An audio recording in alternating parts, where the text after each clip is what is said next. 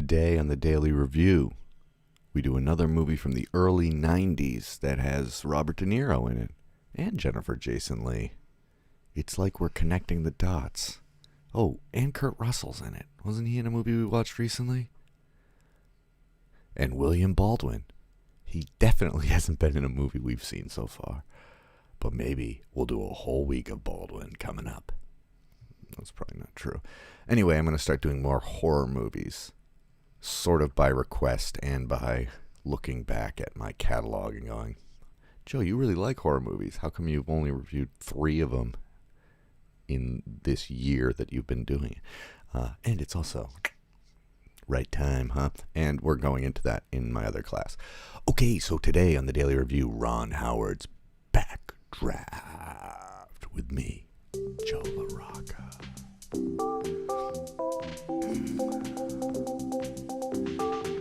Oh yeah, baby, it's Backdraft. Okay, this is one of the first De Niro roles where he's like a cameo, where he was on set for like a week or two and he's really good and he just kind of like adds another layer to your movie. I kind of like that time period. I love De Niro, but there is a dip. His worst dip, I think I'd have to really like look up his filmography, but I think his worst dip is like in the 2000s, like early 2000s. It's like goo, and then I think I mentioned this. I think he pulls out of it around Silver Linings Playbook. That was the first role in a long time where I was like, holy shit, he's acting the fuck out of that, and it was like a good role, and it made sense for it to be him. It wasn't like stunt casting or just putting De Niro in. I don't know why he does so many like weird action police movies and stuff that you just see. What is this? This isn't your thing.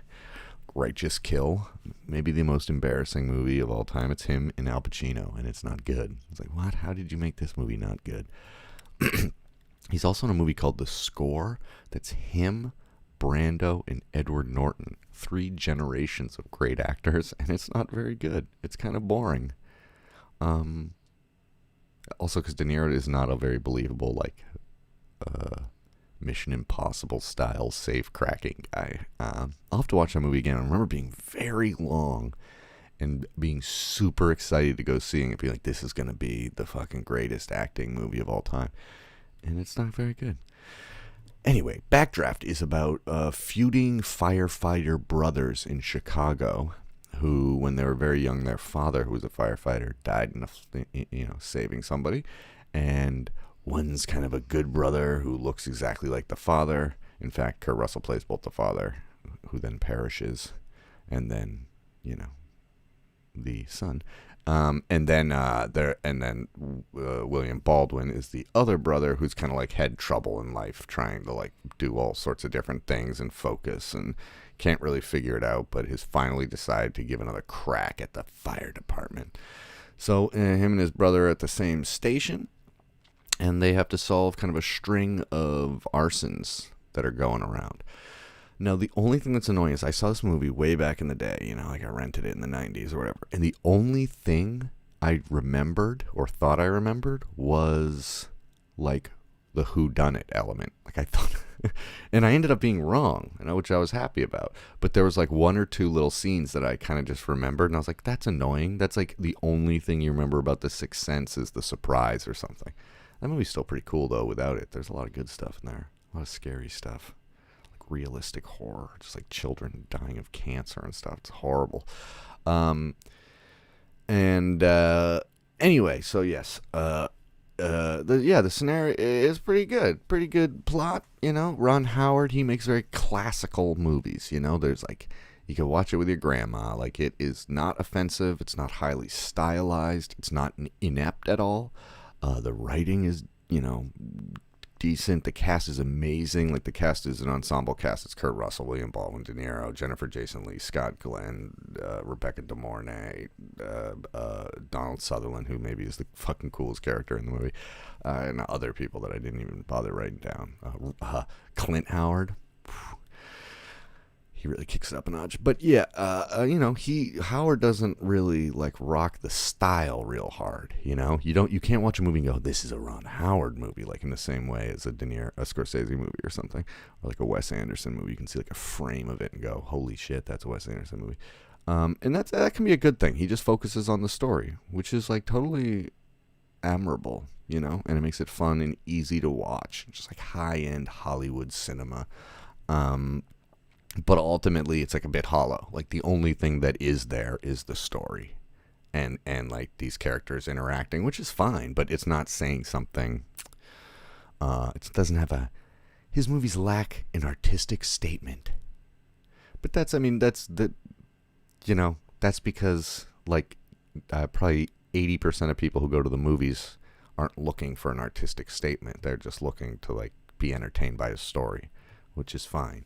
But it makes it harder for people like me, and I'm not better. I'm just saying, when I go looking for more than entertainment for movies, that it's my own fault, because only a small percentage are actually kind of coming from that background. They're more coming from a place of like, people will enjoy this and it'll be profitable, which there's nothing wrong with, there's nothing wrong with it at all. I mean, if I were like 20, I would have been like, no, fuck you, that's evil. It's like, no, it's only evil when you make like, Backdraft 2 or whatever, and there's like it's just garbage, and you're just selling it on the name, and nobody has any passion behind it. You can tell the actors, especially, like really got into this. This is like a pretty dangerous movie to make in the 90s, because it looks like a lot of real fire. Even if it were a lot of stunt doubles and stuff, it's like, it's fucking fire. Like, it's not CG. So really impressive stunts. The action sequences, I don't think that if you made this movie today, the action sequences would be as intense, because you would just assume that everything is fire. That this fire is like computer or something, or overlaid or something. Whereas in this, you really go, geez, this is before Jurassic Park, man. I think maybe those are real fucking flames, and real actors or stunt doubles are having to like nearly get scorched. So that like adds to the intensity. The drama's good, There's a great synergy with the cast. It kind of reminds me of that movie Blown Away. Hans Zimmer is kind of lame, huh? He's got some great stuff. He's real hit or miss. Because the scoring in this is all over the place. I didn't like it at all. It's like Hans Zimmer was just like the default guy. And he must have been, it seemed like he was probably overworked. Because I like some of his stuff, but it's like, god damn. Like the last 8 movies from the 90s I've watched had Hans Zimmer score in it, It's like, it must have been working like every day on a new movie. So, it gets stretched a little thin.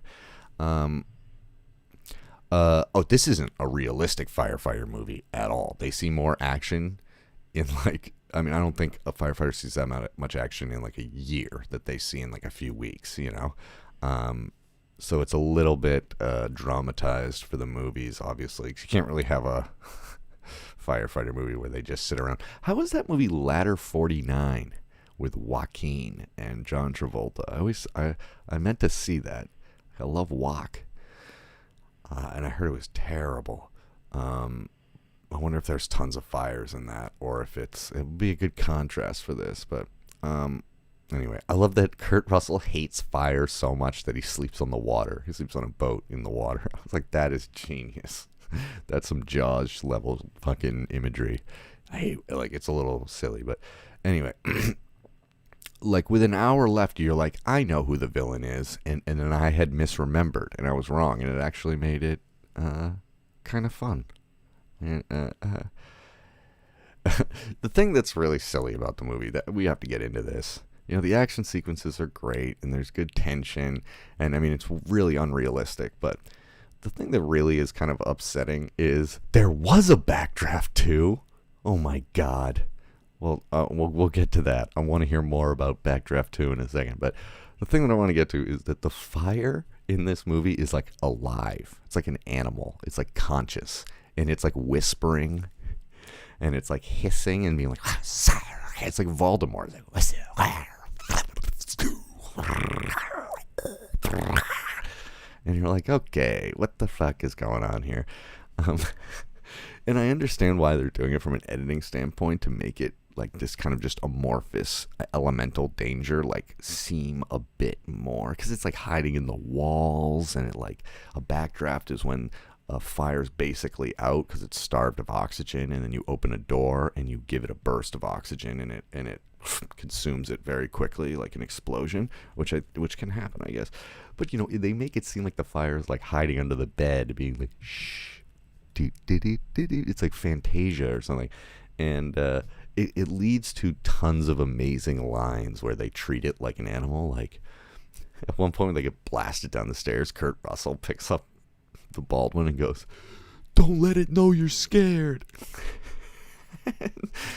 It's Kurt, it's fire. It doesn't know anything. It just wants oxygen. She's hot and smoky, but she ain't rolling yet. That's a line. There's guys called torches. Torches are guys who just like to burn things down. What's that called? Just arsonists. They want to watch the whole world burn. And Donald Sutherland plays one. And they try and do like a Hannibal Lecter thing where he's like you don't understand fire and all this stuff. and he gets alone once with William Baldwin, and he just goes, "Did the fire look at you?" "It did. It looked at you, didn't it?" And William Baldwin's like, And then near the end, when they're in a fire, you can tell there's a moment where they like him and the fire stare at each other. He like sees the beast. The animal. You're keeping your animal alive. Anyway, that shit is fucking crazy. The movie almost builds to an axe fight, but is smart enough to not have that happen. Yeah, I don't know. It's pretty damn good. It's pretty damn good for like a 90s action movie. It's just ultimately at the end, once it's over, you'll never think about it again. Like it doesn't hold a lot of water in terms of what it's saying. And the drama works, like the action drama works, but the drama between the brothers and stuff, I don't know, it doesn't hold up super well in my opinion. But classy made movie, you can't fault it. It's pretty damn original. There are not a lot of firefighter movies, and like I said, I think the biggest coup is that it's from 1990 and not 2001, where it would have been all CG. It feels like people pyrotechnicians knew what they were doing and accomplished a great deal. Now, I would love to interview a firefighter to see how accurate or inaccurate this is, because I'm assuming it's horribly inaccurate, but it's fire. They're using it as a metaphor. And De Niro's good. De Niro's like such a nice little texture to add to your movie, like in Copland, which was one of the first movies I reviewed, I think, before I like even knew how to do this. And his performance in that movie is so authentic, It's nice to have it's smart to put like a 10 in a small position, like in the 6-man seat, put like one of your best players there, because then coming off the bench, it's like, oh shit, there's De Niro. Every once in a while, I'm like, fuck, he's fucking good. That's right. He seems totally authentic. Like he researched this shit, because he's the arson investigator. Anyway, I don't know if you're into it. It's good, and like I said, you can watch it with like your grandma. All right, so all right, Darcy, what's the deal here? There's a Backdraft 2. I'm gonna look this up. I wonder what probably the easiest thing would be if I looked it up. Did you see it though? So somebody, yeah. People who can't see the stream thing. Backdraft 2 trailer. Well, we're not going to watch the trailer. Okay, William Baldwin and Donald Sutherland are in it, and Joe Anderson, whoever that is. It is directed by Gonzalez Lopez Galengo. I'm probably saying that wrong. Came out May 2019. Arson investigator Sean McCaffrey, son of the late Lieutenant Stephen Bull McCaffrey. Oh, okay, so that's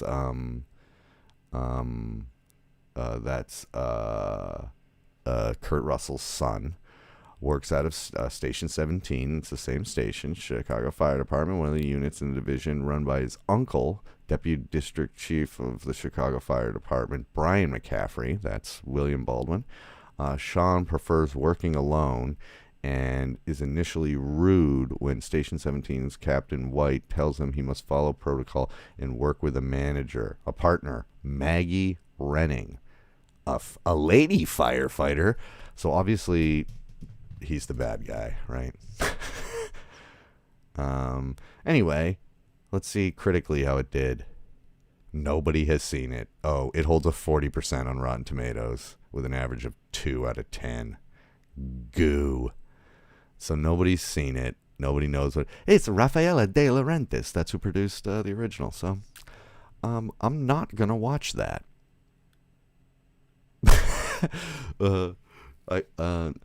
Yeah, that doesn't sound like anything I want to watch.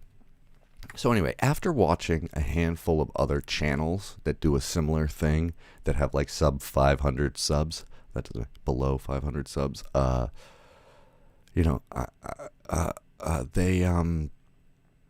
was like, geez, because there's so many of them, you know, there's like hundreds of people doing exactly what I'm doing here. And I came to the realization, I was like, wait, why does my opinion matter more than than somebody else's? And does it? And what I realized, in the middle of the night, I went, oh, and I could fall asleep. I'm not in a basement with Funko Pop figures behind me.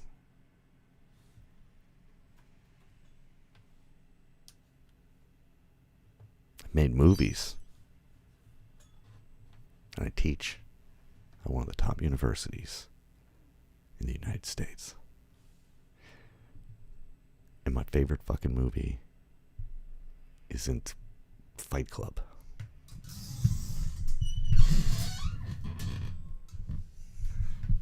Not anymore, at least.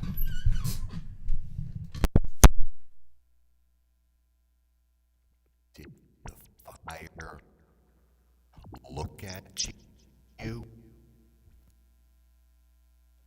Did the fire look at you?